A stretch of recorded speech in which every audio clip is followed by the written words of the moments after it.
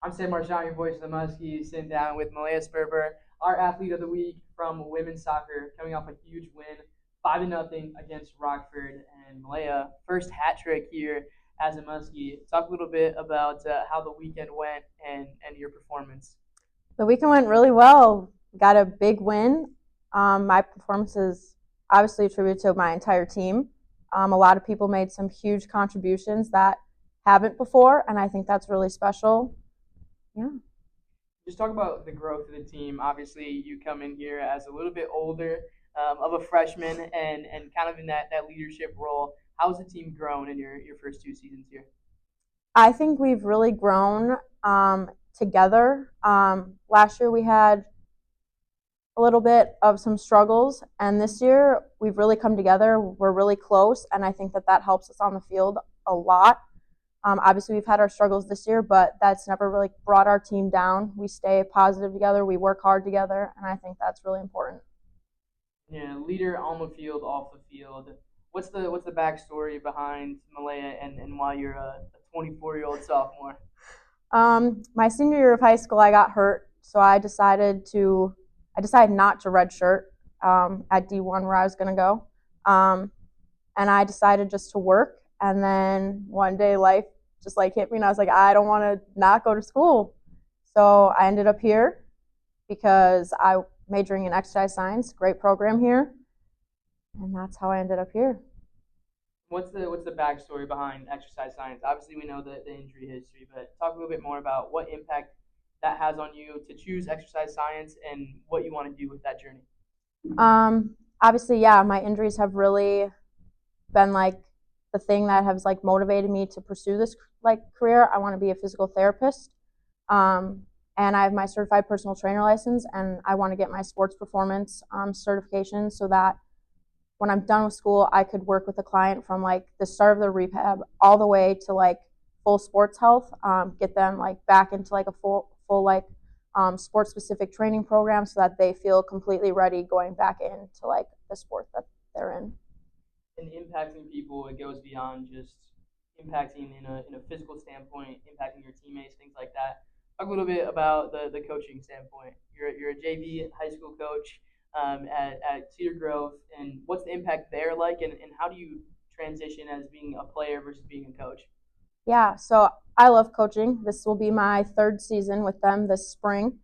The first year was a little rough, but I love it. A lot of the girls have never played before, so I work with a lot of different ranges of like skill level, and it's super fun to see the growth between like someone who's never played from the start of the season where they get better.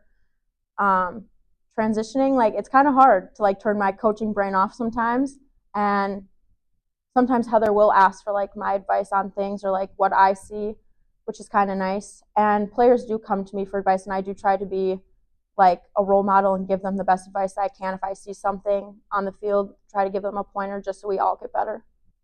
How does that leadership transfer then to like actually in game, being the leader on the field? Obviously, as a forward, you're the one that they rely on quite heavily on the attack. How does that leadership transfer, and how do you see yourself really embracing that role when you are only just a sophomore? I really try to just keep the energy positive. Like I said, our results may not always be the greatest, but I try to keep the energy positive throughout the entire game, make sure that we keep our spirits up, that we still work together, no one gets down. It's really easy to do that, especially when you don't have the greatest results, but I feel like not just me, everyone on the team does a good job of like keeping the energy up and staying positive no matter what. Is there anybody specifically that like is really good for bringing the energy for anything like that? Inez, definitely. She always has a positive attitude. I don't think that girl has a bad day. Same with Leah. Leah's really good on the field, keeping people motivated. She may she may not be the loudest, but like she comes in clutch when we need her the most. Absolutely, and this team has grown all season, coming off of the big 5-0 win on Saturday. And just how does that motivate you going into now two big key matchups tonight against MSOE and then tomorrow against Grace Christian? I'm really hoping we can keep the momentum that we're coming off of. We can continue to string some passes together like we did on Saturday. We can continue playing feet, finding those threw balls to our wingers.